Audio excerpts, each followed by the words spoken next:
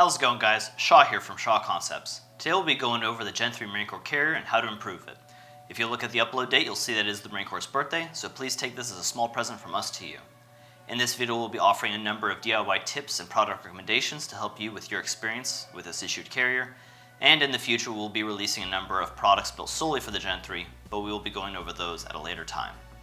Before we start to fix the Gen 3, however, we have to have a better understanding of how the system works. The Gen 3 is supposed to be a scalable solution that features a low-profile setup and an outer load-bearing skin.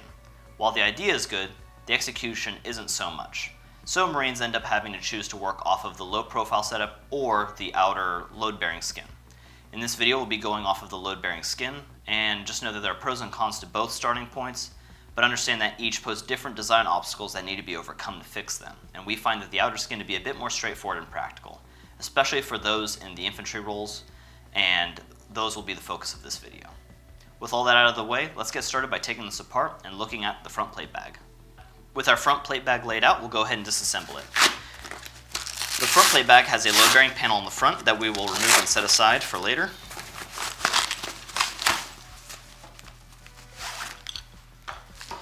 And tube flaps we'll also set aside for later. We'll then unzip the bottom and remove the low-profile plate bag.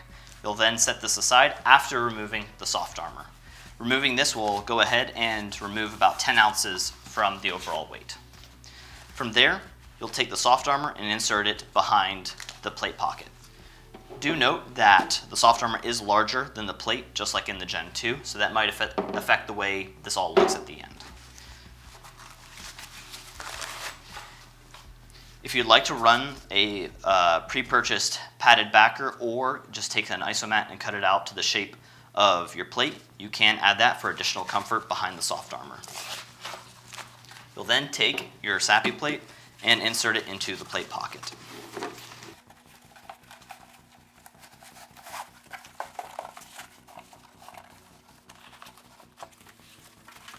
Once that's done, you'll go ahead and zip all that up. And to silence this zipper over here, we're going to take a little bit of duct tape and gum up that joint. And then shove it up into the recess out of the way. From there, we'll go ahead and grab our load-bearing panel, and we will insert this in here. There are two ways to run this. You can either A, insert it the way you found it and use the MOLLE on the front for pouches that you already have, or you can go ahead and insert all of this section behind that kangaroo pocket to run a placard on the front. We will be running a placard for the rest of this video, so what we're going to do is fold that out of the way, and then insert this all the way to the bottom, like that. Make sure you go all the way in, and put your buckles through the tweave ports. To run most placards on the market, you'll need to expose these hidden loops and attach buckles to them to clip onto your placard. The first method is to go ahead and take this guy and expose him right there and attach a female split bar buckle to the end. This will work for most placards out there, but let's say that your placard needs a much more height or your plate bag is a little bit different in dimensions than this medium. Then you can do the second method, which is to expose this at 2 points and then attach a QASM buckle to both points.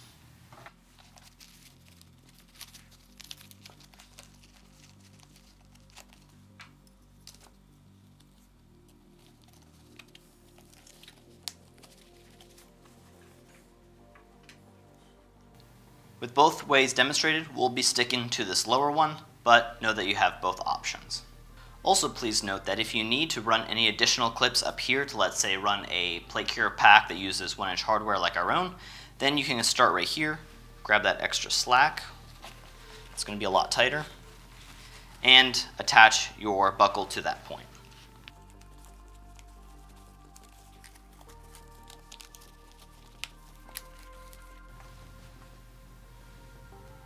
From here, we'll go ahead and attach our placard to our front plate bag. Please note that if your placard lacks direct tube connection, like ours has, you will need to use your tube flaps from earlier under said placard. The tube direct connection can offer you the ability to reduce weight and layering here, and it also causes your placard to be tight against the body. The cons to it is that depending on how tight you run your rig, you might have to wrestle these over to get them clipped on. But we see that as a very minor con. Either way, just know that you have two options when it comes to placards and getting your cummerbund onto this plate carrier. Due to the Gen 3 featuring a load-bearing panel detached from the actual plate bag, you can actually fit stuff behind here. This is useful for a number of things, one of them being retaining flat items such as maps behind your load-bearing panel and hiding them away to store them and acting as a sort of map pocket. And it also doubles for comms cable routing, which you will see later. If you don't want this to be open or you want to tighten up your arm pockets just like on the Gen 2, you can run 550 core through these loops, tie them around, make a knot, and then hide it under the MOLLE, and we'll demonstrate that right now.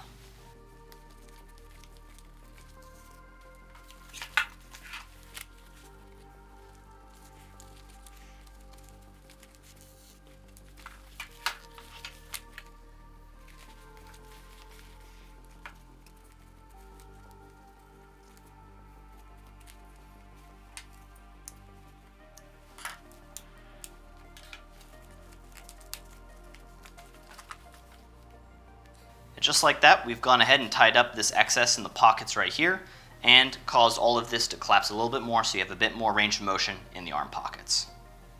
Now moving on to the rear plate bag. We're going to do the same thing and completely disassemble this, starting with the Velcro to MOLLE adapter. The cummerbunds on the Gen 3 are an improvement from the Gen 2. However, they still have some downfalls. It is great that they have a first spear tube on the front. That is an improvement, and these are Tegris lined on the inside.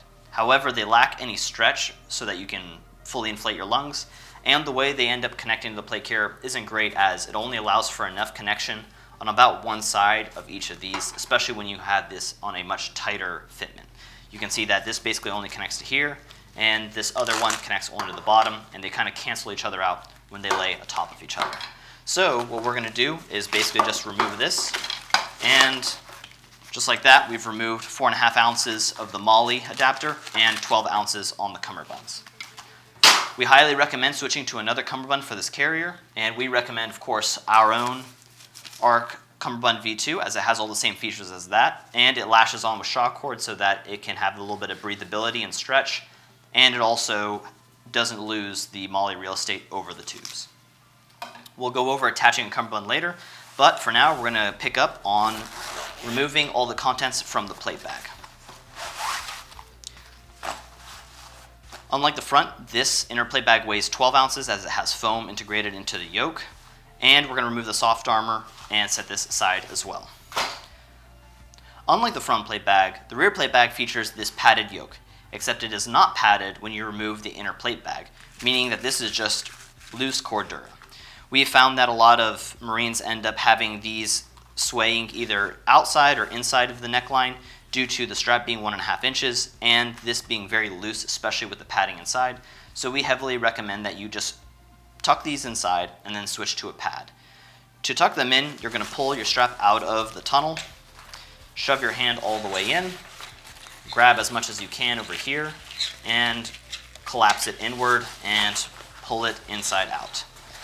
It is important to grab it in here and make sure that you do a great job flattening this so it doesn't cause any bumps or friction spots. You'll then do the same thing to the other side.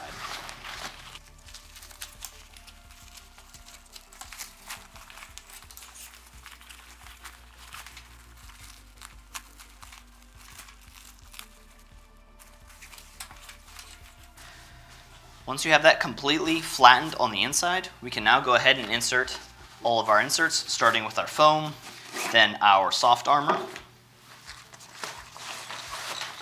and then, of course, our plate in the same plate pocket.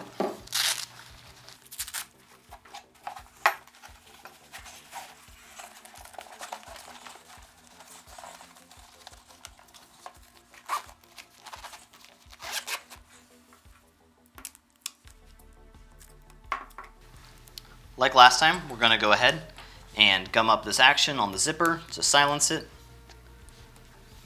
and shove it up into its recess. Moving on to the shoulder straps, you'll see that they are 1.5 inch webbing, which is not a ton of surface area to distribute all the weight you're going to be putting on this, and there's no padding currently since we've removed that yoke that was an additional 12 ounces. So we recommend moving to a shoulder pad that you can attach to this and anchor. We of course recommend our own ARC shoulder pads as they have 3/8 inch closed cell foam and spacer mesh against the neck and body. And to attach them, you'll open up the flap, open up the anchoring straps, lay this in with a spacer mesh against the neck, and with this loop, we're actually going to use the first set of anchoring straps to attach it so that it anchors into this area and doesn't slide around on us, as there is no Velcro for these to attach to otherwise. We'll then close up these other guys and close up our flap. We'll then do the same to the other strap.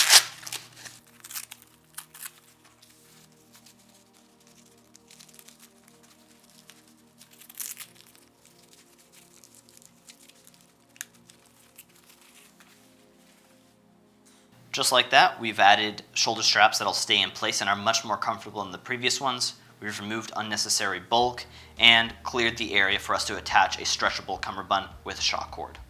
Now on to adding a lash-on cummerbund. You'll see that there's plenty of MOLLE real estate to lash the cummerbund onto a shock cord. However, there aren't any actual webbing ports to pass the bands through. Those ports are important as they keep the cummerbund against the actual plate bag and not allowing it to separate from the plate bag at the point that they're lashed on. We're going to turn to, again, gutted 550 cord to create our ports, and all you'll have to do is take a short length, run it through all 3 of these, as we'll be passing our bands between the negative space of the MOLLE. And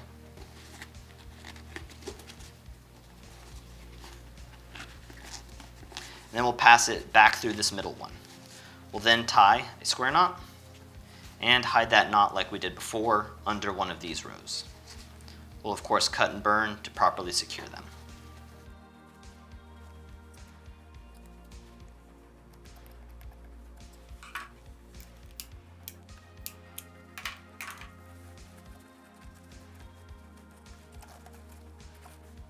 One important note about using 550 cord like this is that this also allows you to still use these MOLLE columns to attach pouches, as they don't take up any space. Your 1-inch bands can't pass by them, and with our bands going in the negative space, this won't impact how you attach MOLLE pouches on properly. From here, we'll go ahead and run our bands below these bands. And then depending on where you need to actually lash these on, you'll take your shock cord and run it between the bands and the MOLLE.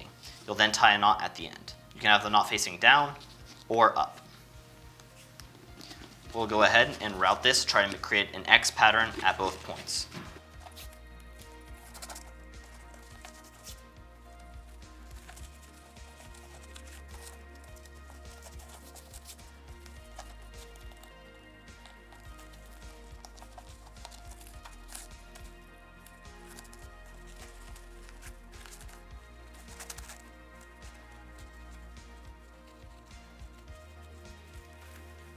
With that complete, you can see that now we have our ports added to here.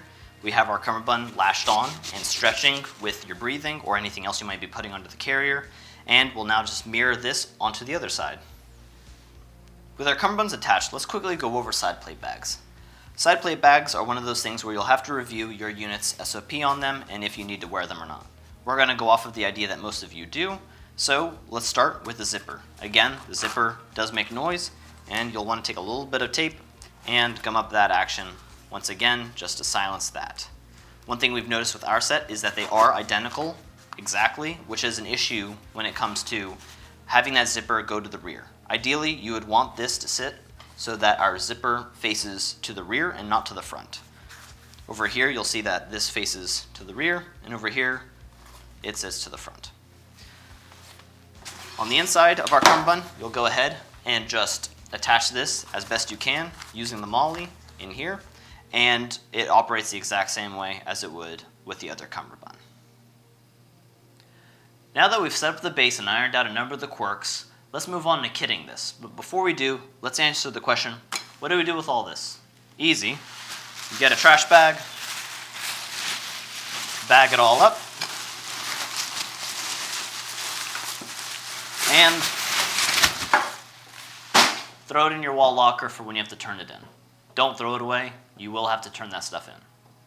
One last thing before we proceed to kit this out is you might notice that this doesn't look drastically different than its original setup. We see that as a positive, as in the Marine Corps you have to ride that fine line between sticking out like a sore thumb and also doing everything you can to improve yourself and your kit. Some in the chain of command might not appreciate aftermarket equipment being used or altering issued equipment outside of what it was supposed to be, but you have to ride that fine line, and we feel that this does that extremely well. With all those disclaimers out of the way, let's go ahead and start kitting this out. We like to start first at the sides of our front plate under the cummerbund, as this is often an underutilized space, and if we can use it, it frees up other MOLLE real estate we otherwise would have had to use. One of the items that many of us carry is of course a fixed blade knife, and this is the Shawshank V2. This uses adhesive hook to attach to our sheath and anchors it to the pouch. It can be flipped from side to side depending on which side you want to run this on, and all you have to do to attach it now is lift up on your Velcro, lay down the flap or placard, and close up your cummerbund. That's it. No need to get crazy with any shock cord or 550 cord, and it places it close to your plate so you can reach it with either hands. The next item you might very well carry, and maybe even one of the most important items, is of course a radio. Now you can run a radio a number of ways, most of them being external pouches, but we try to run our radios on the inside of our cummerbund as much as possible. You may not be able to do this if it's, let's say, a 163 and it gets too hot against your side, but for most other ones you should be able to do it, and we recommend it because it keeps the radio up against your side where you can know where it is at all times. You can adjust it as needed in front of you, and you don't need anybody's assistance trying to access it. To attach it with the ARC radio wing, you're basically going to do very much the same thing. Open up your cummerbund and place your flap in here. This, of course, can be flipped from side to side, and you can also change the height. We'll go ahead and close this cummerbund up and then show you how to run all these cables through here. Previously we mentioned one of the benefits of the load-bearing panel being separate from the plate bag is that you have this cavity here. And we're going to use that now to actually run our comm cables from one side to the other. We're going to try to run all of our cables off of one shoulder, as that will essentially anchor one shoulder, allowing the other to still be ditchable with the buckle. This buckle will no longer be usable, as we're going to have all these wires running past it and anchoring to the rear plate bag. To get these across easily, you're just going to run your hand under this panel. It may be tight if you have your plates in, but you can remove them and make it a little bit easier. Hook onto all of that stuff and pull it all the way through. Your antenna is the easy one. If you're using an antenna or an antenna relocator cable, super easy. You're just going to run it through this tweave channel and over your shoulder straps. You can then run that as necessary through the MOLLE on the rear. For your push-to-talk, we're going to go ahead and take a shock cord loop that we tied off, treat this as a rubber band that's a bit more durable.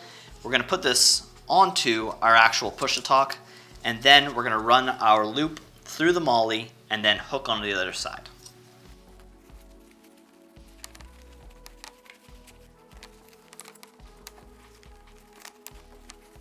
From here, we're just going to work on the fitment, making sure that all of our cables are as tight as they can be and nice and clean.